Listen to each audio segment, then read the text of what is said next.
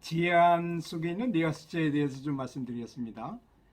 우리는 뭐 보통 상단전이라고도 말하고, 또 뭐 아드나 차크라라고도 말하고, 그래서 이제 이 사람한테 있는 영적인 에너지 센터가 여러 군데 있잖아요. 그런데 그 중에서도 가장 상위에 위치한 차크라가 바로 아드나 차크라, 이 상단전이라는 곳인데요. 이게 이제 해부학적으로 딱 보면 여기 눈썹 사이에 그 안으로 정중앙에 그 빈 공간 같은 게 있어요. MRI를 딱 단층 촬영을 해보면 거기 빈 공간이 이렇게 나타나는데 그 숨골이라고 말하고, 뇌 속에 뭐가 뭐 잘못돼가지고 수술할 때 그 부위는 절대 건드릴 수가 없는 곳입니다. 거기를 건드리면 사람은 바로 죽거든요. 이렇게 의사들도 절대 건드릴 수 없는 곳, 숨골을 말하는데 그 속에 있는 것이 바로 뇌하수체입니다. 그 뇌하수체가 우리 몸에 있는 전신에 있는 그 호르몬, 사실 사람의 삶의 전체를 보면 다 호르몬의 화학작용일 수 있잖아요. 그죠? 태어나는 것도 그렇고, 자라는 것도 그렇고, 뭐 화내는 것도 그렇고, 기분 좋아하는 것도 그렇고, 행복해하는 것도 그렇고, 사랑을 하는 것도 그렇고, 다 호르몬의 작용인 것입니다. 근데 그 호르몬을 총괄하는 총사령관격이 바로 이 뇌하수체인 것이죠. 그리고 이제 이게 신이 거하는 곳이라고 말해요. 또 신과 접촉할 수 있는 곳이 바로 거기라는 것입니다. 그래서 여기가 이제 가장 높은 차크라로서 여기다가 의식을 집중하고 계속적으로 집중하게 되고, 항상 좋은 생각을 하고 남이 잘 되는 기도를 하거나 이렇게 나 자신, 나라는 에고를 버리고 내 몸이 나라는 생각을 버리고 우주 전체가 나다, 지구 전체의 사람들이 나다, 모든 사람이 나와 하나다, 이런 생각을 하게 되면 거듭남, 해탈을 이룰 수 있게 된다는 것도 바로 여기인 것입니다. 이게 이제 활성화가 되면 이제 아주 강력한 빛을 갖게 되게 되거든요. 이제 그 호르몬 분비가 도로 빛의 양하고 비슷해요. 이제 내가 행복 호르몬을 많이 분비시킬 수 있는 사람이면 이제 그게 그렇잖아요. 이 병사들은 영원히 계속 가도 병장으로 제대할 수밖에 없고, 하사관이 되면 하사관을 해서 뭐 준위까지밖에 안 되잖아요.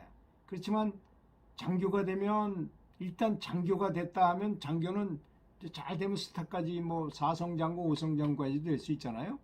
이제 그래서 장교가 돼서 스타가 됐을 때 완전히 그것을 뭐 장성급이다 그런다면 그 사람은 다시 밑으로 떨어지는 일은 없잖아요. 특별한 경우가 아니면.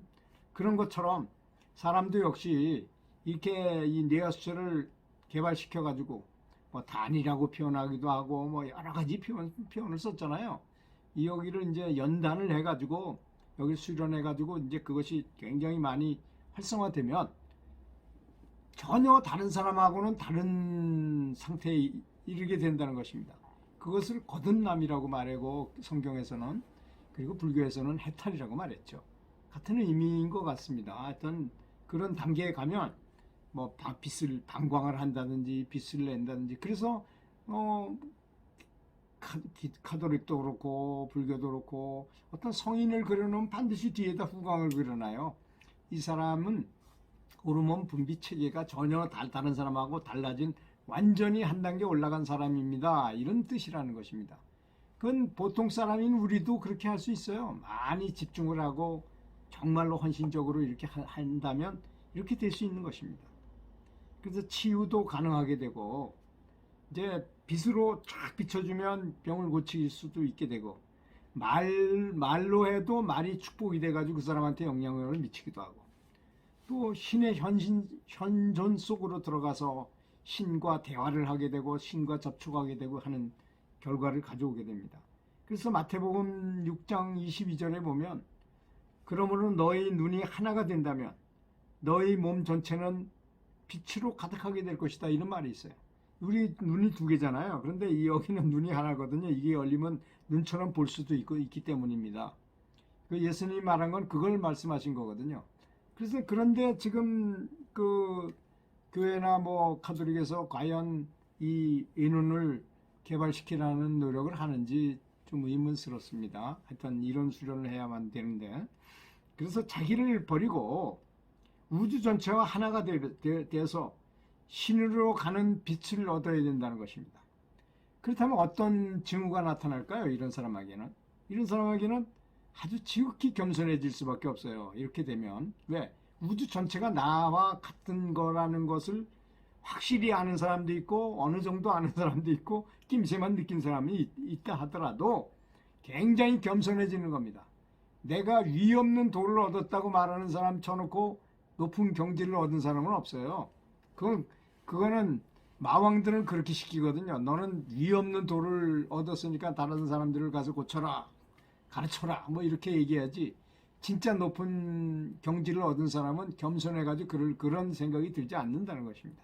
두 번째는 말하는 것이 아주 굉장히 부드럽고 온유하고 다른 사람을 배려하고 이렇게 말한다는 것입니다. 명령조로 얘기한다거나 다른 사람의 잘못된 점을 핍박한다거나 이런 일은 절대 있을 수 없어요. 다음에 그 사람은 또 인내력이 엄청 강합니다.